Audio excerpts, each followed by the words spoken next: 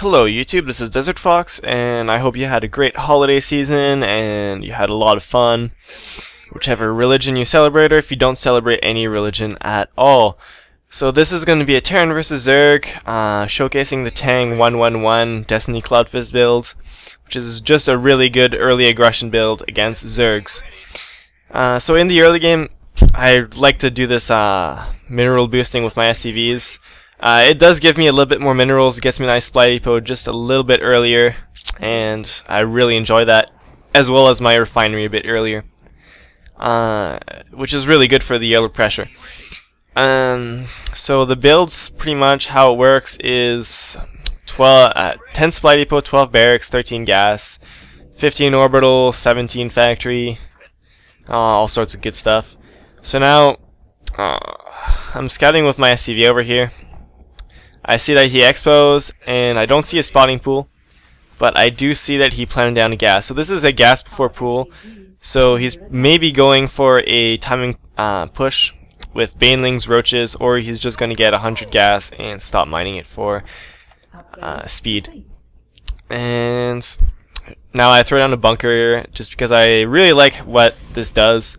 He pulls off workers, doesn't mine for all that time, and then I can just cancel it and I don't lose that many. As you can see, units loss is almost even, and I stopped him from mining for a little while.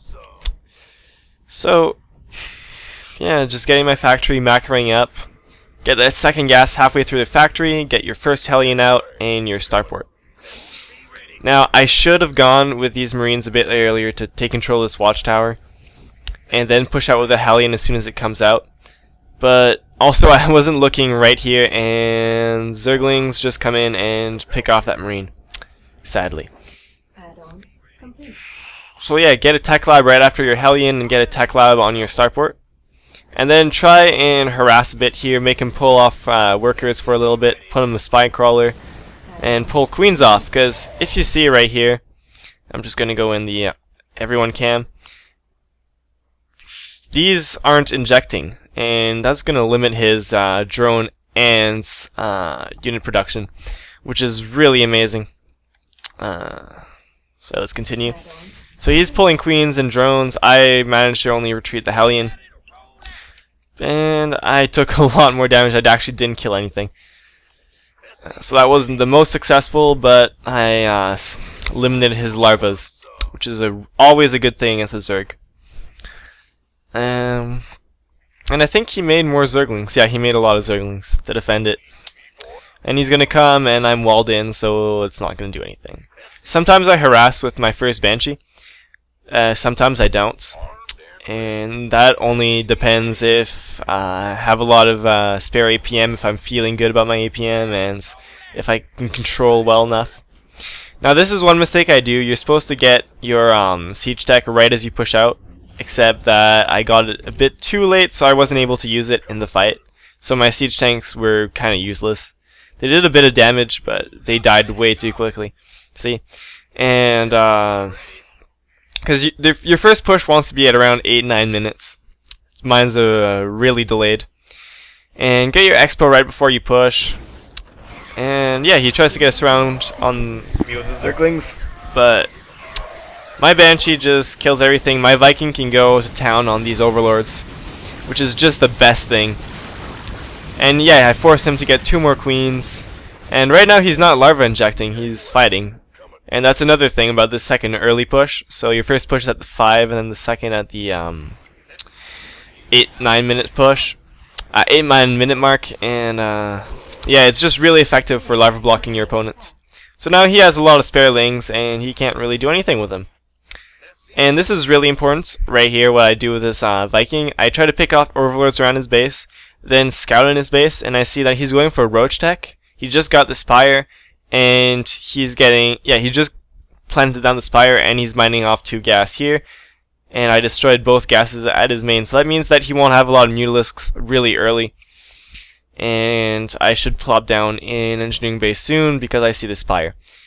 And yeah, so I know that he's going roach tech, and I don't really see anything else, so I feel safe continuing with tanks and marines and banshees. Normally I switch to medevac production right now, but I decided to get a few more Banshees because of the roaches, then switch my barracks and my starport to get double medevacs and start the stim upgrade. The only thing, I didn't have enough gas, so I got my stim late, and I got 3 engineering bays. I got 1 in case of the mutas, and then I got 2 more for the upgrades, but then I realized that I already had 1, so that's a bit of money wasted. And this Viking already has 3 Overlord kills, which is great, forcing the Zerg player to use Larva on Overlords and unsupply block himself constantly. So, continuing on with this game, I'm getting more siege tanks, trying not to stop the production, except that I supply block myself a lot. Which is really bad, and I have idle SCVs all over the place. I really should have gotten that second gas earlier, but with all the excess minerals, I'm just going to get a bunch of turrets. Now this is an important thing. Whenever he's harassing with his Mutalisks, don't bring all your Marines to one location. Especially if you don't see that many Mutalisks. Just split your Marines out, and that will pretty much hold them off. So yeah, now I decided to get my second gas because I noticed that my gas is getting ridiculously high. And I don't have enough gas, that's what I meant, sorry. And now I can pump medevacs, tanks, and Marines. Now I don't have enough production facilities, so my money will start going up. Because I'm getting these upgrades and the towers, so it's fine not having 6 production facilities right at the moment. I'm getting my expo right before I push again. And yeah, this time I have siege tank, I have stim, combat shields, and 1-1. So that makes this push really, really effective. It's great timing. But again, my push is really late because of my first push. I put too much effort into it, and it's okay if it's a bit late because you put him a bit behind as well. So right here, I get to pick off his hatchery and units lost. Starting to equal out again because I have a really good composition of Marine tank upgrades. Banshees, so I stimmed up Marines to see his unit composition, and he has a lot of roaches, so the siege tanks and Banshees are just going to eat those up. My money is getting really high because I'm not the best at macroing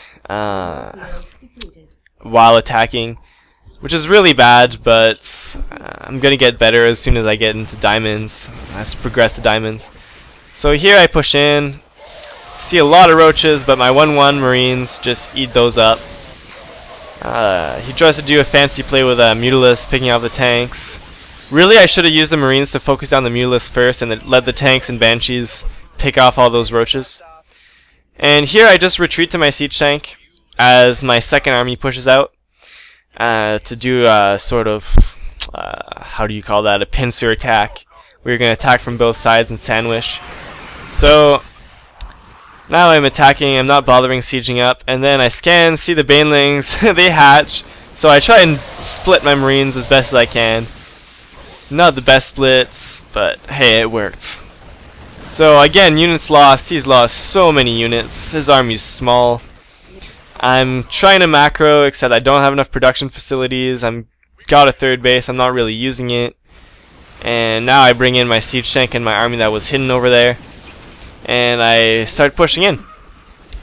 Now, as of now, I know that I've done so much damage. He has almost no army. And I'm aware of that, so I continue pushing. And then I'm continuing to macro up. I'm horrible at multitasking, as you can see.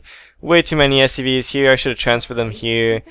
Not even building SCVs or units, really. Stop the siege tank production, not getting my 3-3 upgrades, which I should. And I scanned his gold base, and that's when I'm just going to bring in my medevacs, siege tanks, and Marines to crush it.